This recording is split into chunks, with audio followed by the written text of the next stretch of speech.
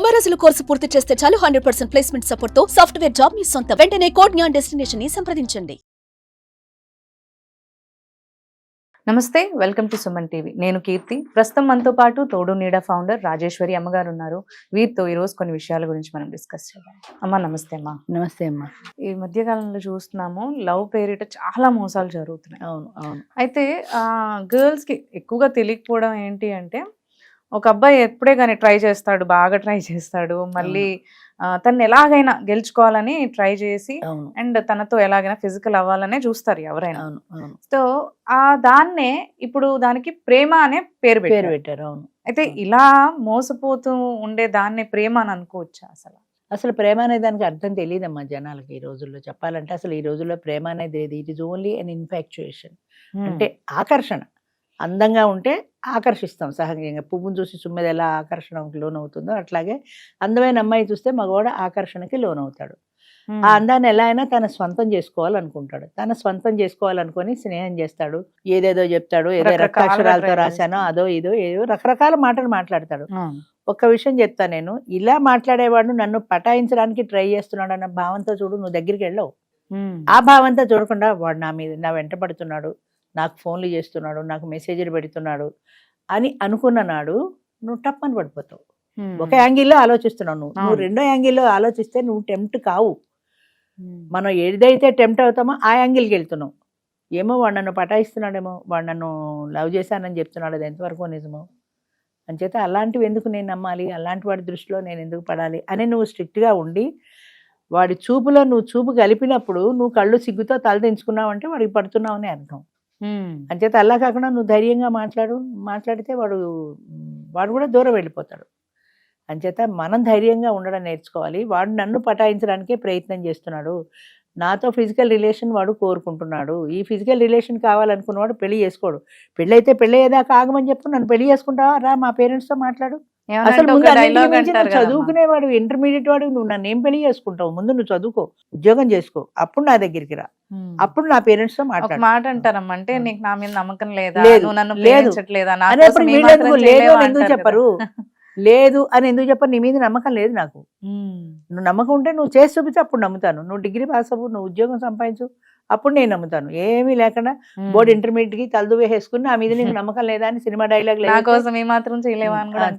చేయలేను చెయ్యను కూడా ఎప్పుడు అని జవాబు చెప్పే స్థాయికి ఆడది రావాలి.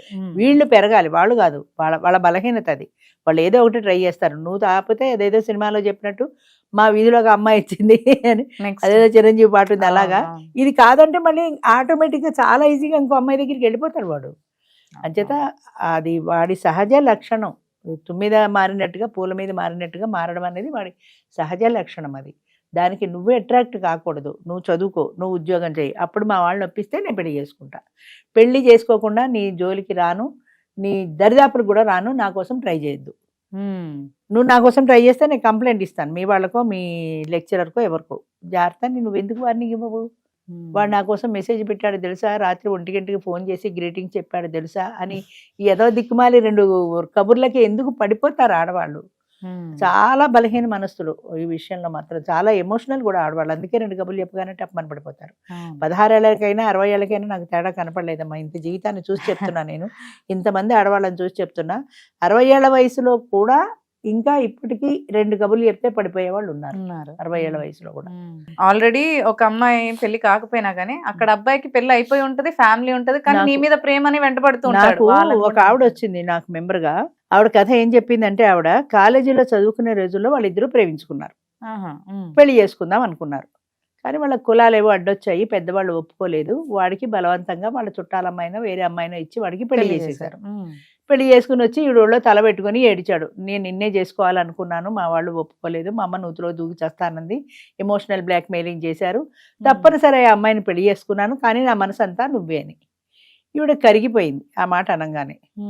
ఫోన్లే అయింది, ఏదో అయిపోయింది, నీకోసం నేను జీవితం అంతా ఇలాగే ఉంటానని చెప్పింది వాడితో. అయ్యో చెప్పింది. అది బాగానే ఉంది, అంతవరకు బాగానే ఉంది. వాడు అప్పుడప్పుడు వచ్చి ఈవిడ దగ్గర ఉండేవాడు, ఆ పెళ్ళాం దగ్గర ఉండేవాడు. పెళ్ళానికి పిల్లల్ని కన్నాడు, 2-3 పిల్లలు కూడా పుట్టారు పెళ్ళానికి.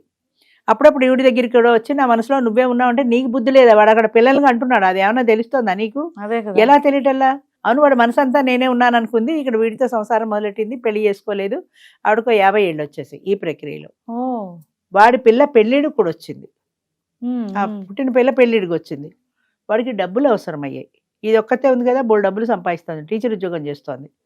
అంచేత నా కూతురు నీ కూతురు కాదా, నా పిల్లలు నీ పిల్లలు కాదా, ఎవరైనా ఒకటే కదా, నా పిల్ల పెళ్ళిగా వచ్చింది, ఇప్పుడు దాన్ని పెళ్లి చేసేస్తే ఇంకా నాకు ఒక బాధ్యత తీరిపోతుంది, అప్పుడు నేను నీ దగ్గరికి వచ్చినా పర్వాలేదు, అంచేత నీ పొలం ఏదో ఉంది అది బేరం పెట్టేయి, అది బేరం పెట్టి నాకు ఇస్తే నేను పెళ్లి చేస్తా అన్నాడు. నా డబ్బు నీది కాదా, నీ డబ్బు నాది కాదా అనేప్పటికీ పడిపోయింది. నీ డబ్బు నా డబ్బు ఒకటేలా అవుతుంది, నువ్వు హాయిగా పెళ్లి చేసుకున్నావు, సంసారం చేస్తున్నావు, నీకోసం నేను పెళ్లి పెడాకులు మానేసి ఇలా తగలబడ్డాను కదా అనకుండా వాడికి అమ్మేసింది, డబ్బులు కూడా ఇచ్చింది. ఇది రియల్ స్టోరీ, నిజంగా చెప్తున్నా ఇది. వాడికి డబ్బులు ఇచ్చింది, ఆ డబ్బులు ఇచ్చుకున్నాడు, చక్కగా కూతురు పెళ్లి చేశాడు, వాడి పబ్బం తీరిపోయింది. అంచేత ఇప్పుడు ఇంకా కొన్నాళ్ళు అయిపోయాక ఆమెకు తెలిసింది, వాడు రావడం మానేశాడు, ఏదో సంథింగ్ జరిగింది, వాడు ఈవిడ దగ్గర డబ్బు దశకం అంతా అయిపోయిన తర్వాత గోకేశాక ఇంకెందుకు దీని దగ్గర వేస్ట్ అనుకున్నాడు, రావడం మానేశాడు. అప్పుడు ఈవిడికి పెళ్లి చేసుకోవాలనిపించాడు, 50 ఏళ్ళు ఎత్తి మీదకి వచ్చి అప్పుడు మా దగ్గరికి వచ్చింది. మా దగ్గరికి వచ్చి ఈ కథ చెప్పింది. నేను ఇలా మోసపోయాను, నేను ఇలా వాడిని నమ్మాను, ఇన్నేళ్ళు వాడి కోసం ఉన్నాను, వాడు కూతురు పెళ్లి చేసుకున్నాడు, నా ఆస్తి అంతా కూడా ఇచ్చాను, నా పిల్లలు నీ పిల్లలు కాదా అంటే నా పిల్లలే అనుకున్నాను, చివరికి వాళ్ళు దూరం అయ్యారు, వాడు దూరం అయ్యాడు. ఎవరు నష్టపోయారు ఈ కథలో? ఆవిడే నష్టమైంది. వాడు హాయిగా పెళ్లి చేసుకున్నాడు, నిన్ను ఫ్రీగా వాడుకున్నాడు, వాడి సంసారం వాడు చేసుకున్నాడు, పిల్లలతో వాడు బాగానే ఉన్నాడు, నీ డబ్బంతా కొరికి వాడు పెళ్లి కూడా చేసుకున్నాడు. ఎవరు తెలివి తక్కువ వాళ్ళు ఇందులో, ఎవరు తెలివైన వాళ్ళు? ఇంతకాలం మోసపోయింది అంటే పెళ్లి అయినప్పటి నుంచి వస్తున్నాడు, అప్పుడప్పుడు మల్లెపూల దండ తీసుకుని వస్తున్నాడు కదా, అంచేత వాడు వస్తున్నాడు, నా మీద ఎంత ప్రేమ అనుకుందే గానీ మోసం ఉంది అని అనుకోలేదు. ఆవిడ యాంగిల్ ఆలోచించలేదు, అసలు నా మీద ప్రేమ కాబట్టి నా దగ్గరికి వస్తున్నాడు. వాడు బొంద ప్రేమ అయితే ఆ ప్రేమతో దూరంగా ఉండి మాట్లాడాలి, మనం మల్లెపూల దండ దూరంగా ఉండి మాట్లాడాడు, అదే ప్రేమ. అది ప్రేమ కాదా? ఆవిడ శుభ్రంగా పిల్లలు కన్నాడు, పిల్లలతో ఉన్నాడు, పెళ్లి చేశాడు, నీ దగ్గర డబ్బులు గుంజాడు, ఇన్ని చేస్తుంటే కూడా అమ్మాయికి అసలు అర్థం కాలేదు, ఎలా తెలియలేదు. 50 ఏళ్ళు వచ్చి రిటైర్మెంట్ ఇచ్చే వయసు వచ్చిన తర్వాత ప్రపంచ జ్ఞానం ఉండద్దా మనిషికి? ఇలాగ మోసపోయిన వాళ్ళు ఎంతమందో హాయిగా వాడుకున్నాడు, వాడి పని వాడు పబ్బం గడుపుకున్నాడు, వెళ్ళాడు. చివరికి ఎవరు నష్టపోయారు? 50 ఏళ్ళు వచ్చి పెళ్లి పెడాకు లేకుండా నువ్వే నష్టపోయావు. మీ రిలేషన్ తెలిసిన వాడు ఎవడు నిన్ను మళ్ళీ పెళ్లి చేసుకోరు, అంతే కదా. అంచేత ఎప్పుడు కూడా జాగ్రత్తగా ఉండవలసింది ఆడదే. అందుకే మన వాళ్ళు పూర్వీకులు సామెత చెప్తారు చూడు, అరిటాకు వెళ్ళి ముళ్ళు మీద పడ్డా, ముళ్ళు వచ్చి అరిటాకు మీద పడ్డా, అరిటాకే నష్టం అంటారు. అరిటాకు లాంటిది ఆడదే. వాడొచ్చినా నువ్వు వెళ్ళినా నష్టపోయేది నువ్వే, వాడు కాదు. వాడు మగాడు మహారాజని దులుపు పూసుకుని చొక్కా వేసుకుని వెళ్ళిపోతారు వాడు. కానీ నష్టపోయేది జీవితంలో నువ్వు అన్నది. ప్రతి క్షణము నేను ఆడదాన్ని, జాగ్రత్తగా నేను ఉండాలి, ఏ ఆడదైతే ఉండాలా అని అడుగుతారు ఇప్పుడు జనరేషన్. కానీ నష్టం నీకే. మొన్న ఎప్పుడో టీవీలో ఇంటర్వ్యూ చూశాను, ఒక డాక్టర్ చెప్పింది 18-25 మధ్య వయసులో అబార్షన్ కోసం వచ్చేవాళ్ళు ఎక్కువ అని. అన్మ్యారీడ్ వాళ్ళు మెయిన్లీ, వాళ్ళకి మ్యారేజ్ అవ్వదు, ఎవరితోటో లివ్ ఇన్ రిలేషన్ ఇంకోటో ఉంటారు, కడుపు వస్తే ఇప్పుడు వాళ్ళకి తెలిస్తే ఇది గొడవ కాబట్టి అబార్షన్ కోసం వస్తారు. ఈ ఏజ్లో ఈ ఏజ్లోనే 18-25 మధ్య వయసులోనే ఈ అట్రాక్షన్స్ కూడా ఎక్కువ ఉంటాయి. ఆ కంట్రోల్ చేసిన కెపాసిటీ కూడా తక్కువ ఉంటుంది. 2 మాటలకి పడిపోయే నైజం కూడా ఈ వయసులోనే ఉంటుంది. అదే 25 ఏళ్ళు 30 ఏళ్ళు వస్తే వాళ్ళు కూడా కాస్త వెన్నుముదిరి ఇలాంటి మోసాలని తెలుసుకునే పాటి పరిజ్ఞానం వస్తుంది. అప్పుడు కంటే ఈ వయసులో చాలా డేంజర్. అంచేత ఈ వయసులో ప్రతి క్షణము పిల్లల్ని అహర్నిశలు కనిపెట్టుకుని ఉండాలి. ఎక్కడ కనిపెట్టుకుని ఉంటారు? వాళ్ళు కాలేజీలు, చదువులు, ఉద్యోగాలు, ఎక్కడెక్కడికో వెళ్ళిపోతారు, ఎక్కడో ఎవరితోటో లివ్ ఇన్ రిలేషన్లో ఉంటారు. ఇది మనకి తెలియక ఇక్కడ మనం అమ్మాయికి సంబంధాలు చూస్తూ ఉంటాం. ఈ సంబంధం బాగుంటే ఆ లివ్ ఇన్ రిలేషన్ వాడికి గుడ్ బై చెప్పేసి వచ్చేస్తారు, వీడిని పెళ్లి చేసేసుకుంటారు. అందరూ అలా ఉంటారని చెప్పట్లా, అలా చేసేవాళ్ళు కూడా ఉన్నారు కదా. అంచేత ప్రతి క్షణము మోసపోకుండా ఉండవలసింది ఆడదే, ప్రతి క్షణము జాగ్రత్త పడవలసింది ఆడదే. అంటే నేను జాగ్రత్తగా ఉండాలి అనే భావన వీళ్ళకు ఉంటే, ఏం పోయిందిలే ఇంటికి వచ్చి సబృద్దుకు స్నానం చేస్తే పోయే అనుకునే వాళ్ళకి మనం ఏం చెప్పలేము.